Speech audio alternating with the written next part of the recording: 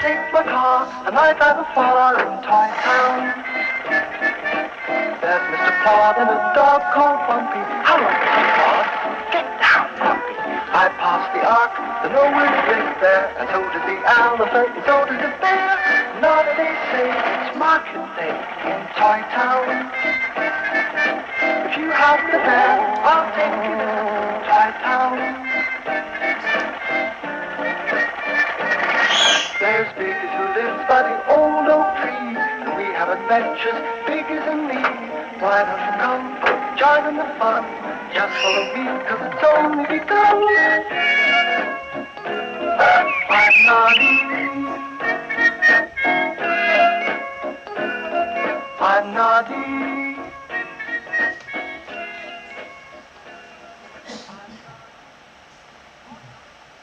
Morning, Noddy, the milkman said. How many pints? One, please. The postman was coming up the path. Is that a letter for me? Noddy didn't often get letters. Yes, the postman said sadly. A letter for you. He paused.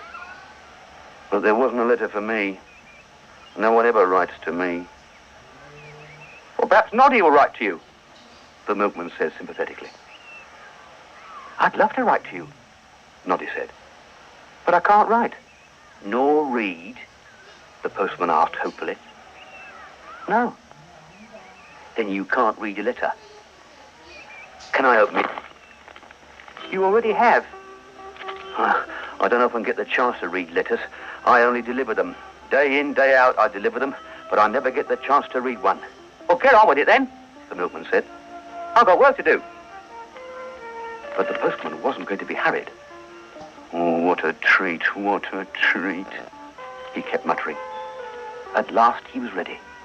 Dear Noddy, he read out. Please, he paused. Please, I can't make this out. Here, give it to me. No. And please, he continued, come at 9:30 this morning. 9:30? He looked at his watch. You'd better hurry up, Noddy. Couldn't you finish the letter? Noddy asked politely. I want to correct. That isn't correct, the milkman said. It's collect.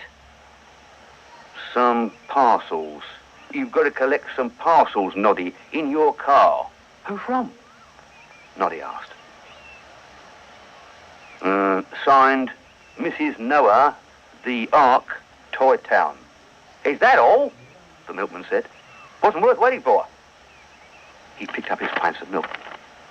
Noddy, he said, you better learn to read and write.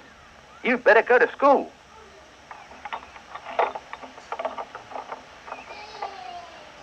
Go to school? Oh, dear, I'd better go to Mrs. Noah first.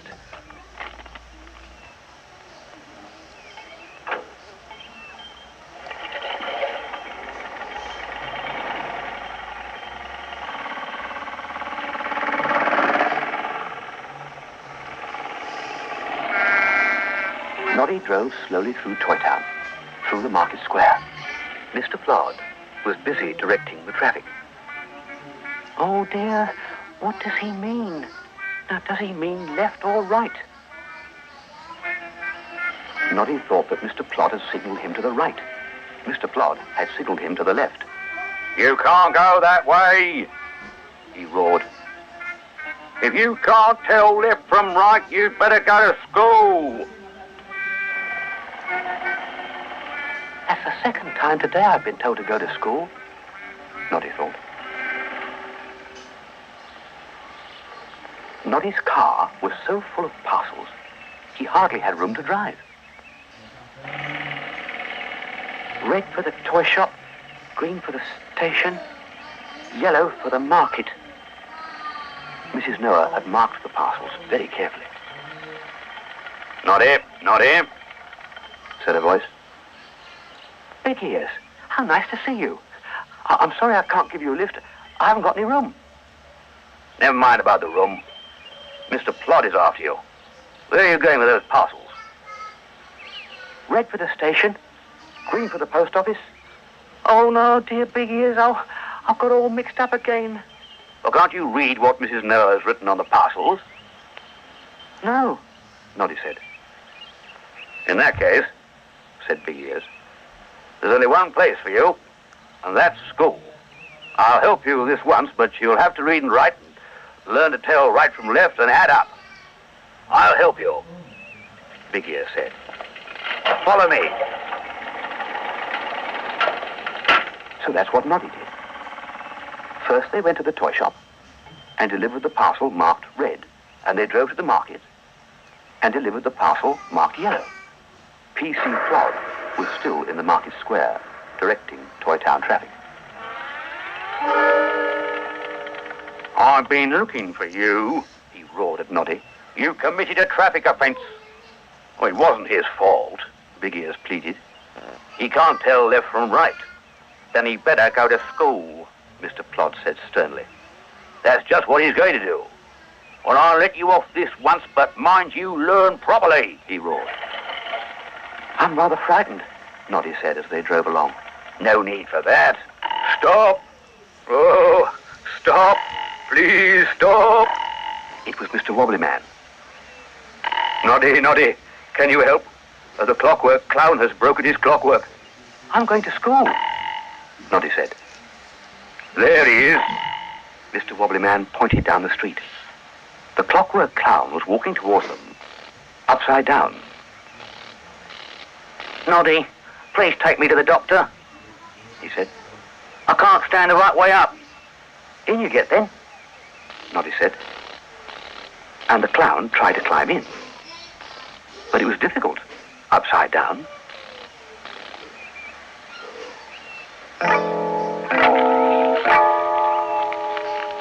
You'll have to go slowly, he said. My clockwork won't stand speed at the moment.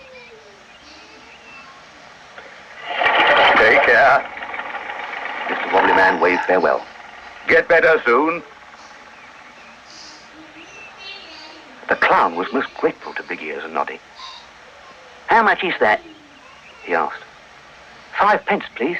If I give you 10 pence, you can give me 5 pence change? I don't know, Noddy said. I can't count. You can't count? The clockwork clown asked in amazement. Then you better go to school. That's where I was going, Noddy sighed. Here, Big Ears said. I'll count the pennies out for you. 1, 2, 3, 4, 5. Thank you, Noddy said, and stretched out his hand to take 10 pence from the clockwork clown. Now you haven't got any pence in your hands, Big Ears grumbled. We have. Oh, you would. It was the Skittle children. They were running all over the road, looking for the clockwork clown's 5 pence. And the clockwork clown was running as fast as his hands would let him. So was Big Ears, and so was Noddy. The right way up, of course. Ha ha ha, hey hey hey, I've got a penny for my tea. No, you haven't. The clockwork clown made a grab at one of the Skittles. And then to Noddy's and Big Ears' amazement, he rolled over and stood on his feet.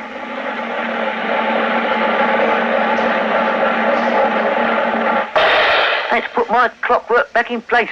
Thank you, Noddy. Thank you, Big Ears. And as for you, Skittle children, you might as well keep my 5 pence. And the clockwork clown somersaulted away. The schoolmistress was a plump little doll with a bonnet and shawl, and she wore big glasses on her nose. Noddy felt rather scared of her, but he wasn't going to show it. Not for anything.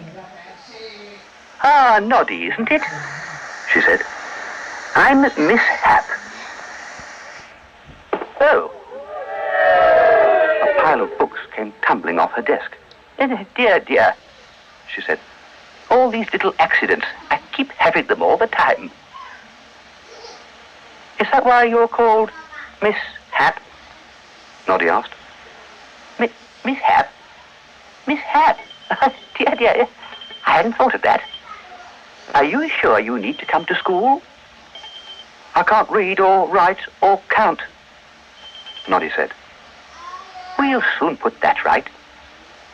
Now then, Noddy, do you know the twice times tables?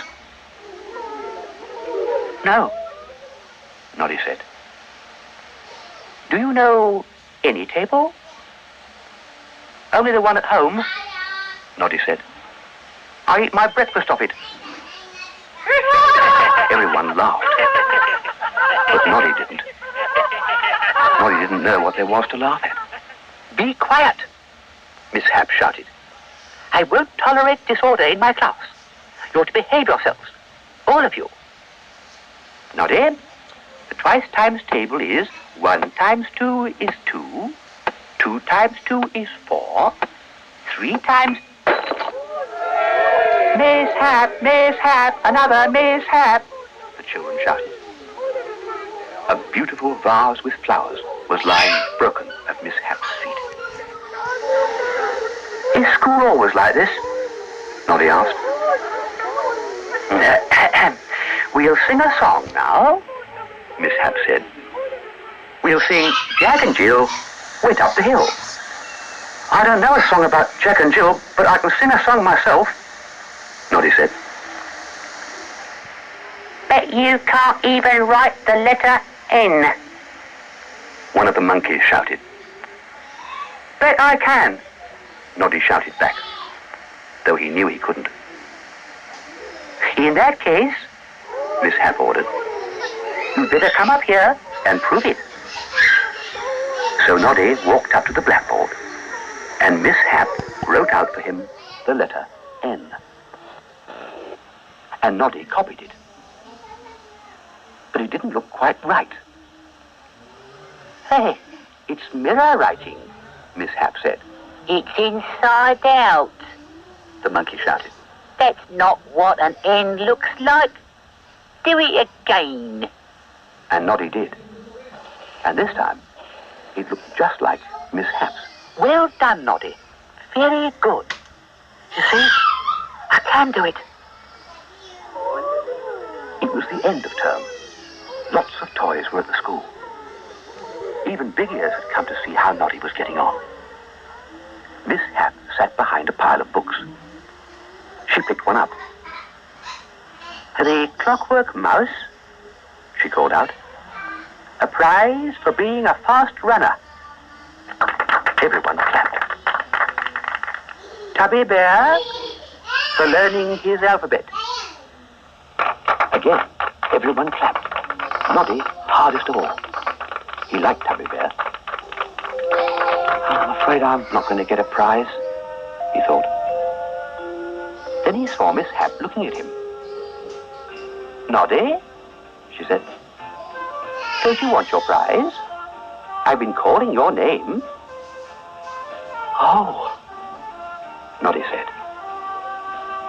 It seemed a long way to her desk. That's for learning to read and write and add up, she said, and gave him his book. All the toys cheered. Noddy had never been so proud. And Big Ears flung his arms round Noddy. You are clever, he said.